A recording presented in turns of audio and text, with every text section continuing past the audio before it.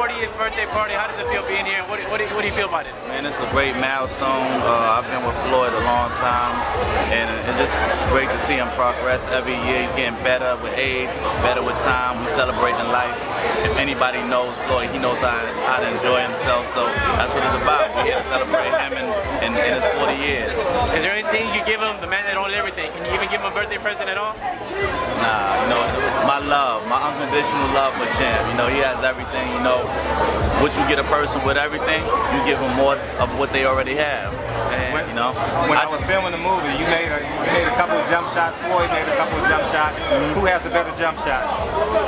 Floyd don't use his jump shot that much, so I'm gonna have to say I do because, you know, I'm known for shooting jumpers. You know, Floyd is a guy that has a will to win, so he does whatever it takes. So if he has to let me be the scorer, I'll be the scorer sometimes. He just want to win. He likes to facilitate the whole thing. So as long as we win, we won. What's the story we don't know? Like, we've been covering Floyd for a long time. You've known him probably your whole entire life. What's the story that might have slipped through the cracks that maybe boxing media don't know, the world don't know? Funny, emotional, whatever you like. Well, there's a lot of things that go on. There's so many things I can't even think right now. You know, Floyd is a character himself. You know, just flying on a plane or a jet, you would say, flying on a jet, or just everyday life and talks. You know, I don't think people don't know the real sense of humor that he has. You know, he's a comedian. He's funny. People think you might laugh at the joke because, you know, he's Floyd, but he's actually a funny guy. So people really don't know that part. How bad do you want to see him beat Conor McGregor's ass? I mean, I want to see it because I think it'll be an exciting fight and a big payday. Shit, he get paid big, I get paid big, so I want to see it. So, how much money do y'all need? I see 2 carrots in your ear. How much money do y'all need? No, we got children, we got families, so you know, it's never too much money. You know what I'm saying? So we doing it for our children, and we also still want to remain to live comfortable. Thank you. What did you, when you realized you were a millionaire, how do you wake up in the morning realizing you got like, wow, we did it. Boy, we did it. Well, sometimes, you know, I stay in my bed, I wake up, and I just can't believe the position I'm in because I came from Harlem, a rough background, grew up in tenement buildings, rats, roaches, so, you know, it's emotional at times, you know, but at the end of the day, a lot of people don't know my story. They think I just was one of the lucky ones. God made this happen. God put me in a position. You know, Floyd has a lot of people around him, so for me to just be that close to him and be right next to him is a blessing in itself, and God recognized my struggle, and it was fortunate enough that Floyd saw it and wanted to give me an opportunity. Did you know he was going to make it? We knew he was going to be successful, but did you think he was going to be this successful? The money he's made, the career he's had?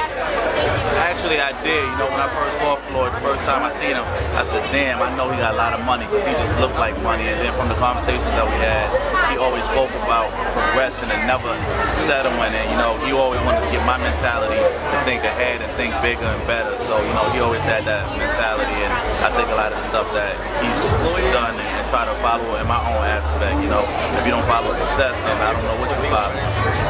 Where in Harlem are you from? I'm from 116th Street originally. I grew up, was raised on 42nd Street. So for real? Yeah. I'm in the real heart of Harlem. I still got a co-op at Esplanade Gardens. My grandfather so, gave you know, it. right there, Atlantic. So y'all had some paper there. I wasn't fortunate. My grandpa was a foreman. When somebody lived in Esplanade Gardens, they was considered the kind of middle class. Yeah, right by the bus depot. Yeah, right there. I'm 47th Street. Yeah. I know. You know, I wasn't fortunate enough, but I knew a few friends that lived there. I never actually. I have family that live there now. They lived there for a long time, but the struggle was real, and I'm blessed to be here. We might be having one of these for me soon. I can tell y'all how soon, but soon enough. Yeah, it was soon enough. So yours right hand just man. know I've been through a lot. You know, well deserved. And your favorite Floyd fight? My favorite Floyd fight was, I'm gonna say my favorite one was the fight against Carlos Waldman. You know, I actually sat in the rafters, you know, up in the top to see it, but that was my first fight, you know, ever seeing, my first professional boxing match was seeing him, so, you know, I was blessed to see that, and, you know, that's the most memorable one, so I'm gonna have to say, I love all his fights, but that's my most memorable one, so that's my first one. What was Floyd's Every fight after that was, I was ringside.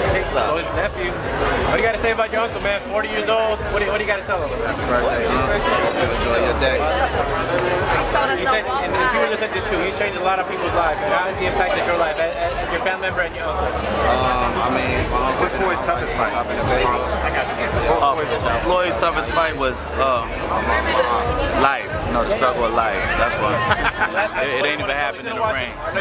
That was the easy part. You know, him just overcoming the obstacles that he was thrown early in life to able to make it to this point. Hey, what's more competitive, Mayweather, Pacquiao 2, or Mayweather versus McGregor?